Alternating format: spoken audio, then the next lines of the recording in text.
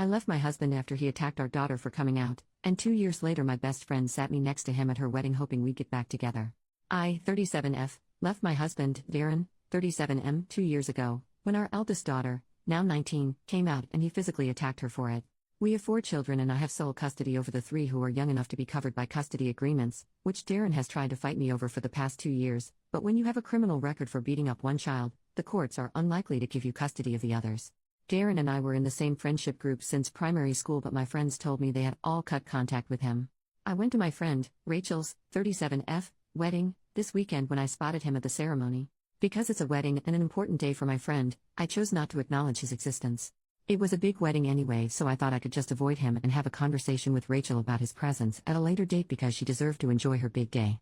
However, when I was looking at the seating plan for the reception, I saw both of our names, one after the other. Rachel had put our group, including Darren, on the same table. My 2 other friends from this group convinced me to take my seat because we hardly get to see each other anymore, promising that they had no idea why Darren was invited and vowing to make him regret being born if any drama started. Darren sat next to me, greeted me with a "hey babe," as if we were still together, and I could not cope with being in his presence. All I could think about was desperately trying to restrain him while my second eldest called the police. I downed my glass of Prosecco and walked to my hotel. Yesterday, I got a message from Rachel saying that her mom asked her to invite Darren and Rachel said yes because her parents were paying for most of the wedding. Rachel's mom is Darren's godmother. I asked her about the seating plan and, again, she said that was her mom's doing because she was adamant that there was a potential for us to get back together. She apologized for not telling me, saying that she thought I wouldn't go if I knew, which is true, I wouldn't have come. I have not replied to that message and I don't plan to. As much as I don't want to give up on an over 3-decade-long friendship, I can't get past this. Relevant comments. Commenter. Also screw any friends who convinced her to stay and actually sit at the table. Why the hell didn't any of them at least offer to swap seats so she didn't have to sit next to the piece of crap that she should probably have a restraining order against? OP, thank you. My eldest has a restraining order, but because his actions were towards her and not myself, I don't really have the evidence to be granted one in the UK. Commenter number 2, I assume, since Rachel is from the friend group, that she knows what he did. I also assume, because you've been friends for 30 years, that she knows your children. If these 2 facts are true, then she needed to protect you. This was unforgivable in my opinion. OP, yeah, my children call her their auntie and she and her husband helped me pack up our lives after what he did. I still can't wrap my head around why she didn't even warn me. OP on her reaction, I was very mindful of the fact that my ex is still trying to drag me through the courts for access to my 3 younger children, and if I reacted how I wanted to, it could be brought up further down the road, otherwise, I wouldn't have been so quiet.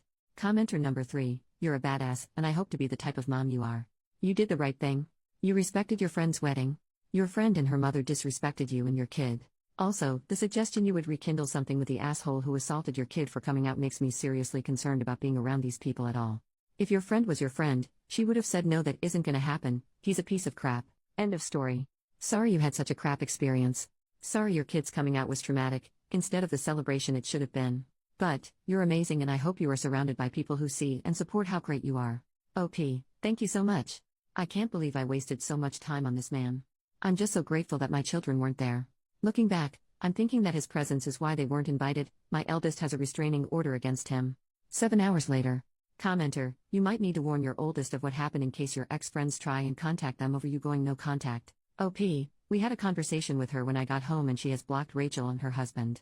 Update, the next day, 35 hours later. Thank you to everyone for their support in the comments. Before I get into the update, I noticed a couple of comments pointing out my mistake with sole custody, and I'm just grateful that I have a solicitor for custody stuff because if I make a mistake doesn't come up with a wiggly red line under it, I will not pick up on it. Anyway, I did not reply to Rachel and just blocked her, but her husband called me yesterday. He apologized but then went on about how hard this is for Rachel and how she feels that the day was tainted for her. I told him that how she sees her day is not my responsibility and I ended up blocking him as well. I talked to one of the members of the friend group and he apologized for convincing me to even sit down at the table. He said he thought more about him wanting to have the group back together than how it would affect me. He then told me about how Darren told Rachel's family members who asked where I was that me seeing him reminded him too much about our son who died 2 years ago and I had to leave. He was referring to my daughter, who is a, very much alive, trans woman.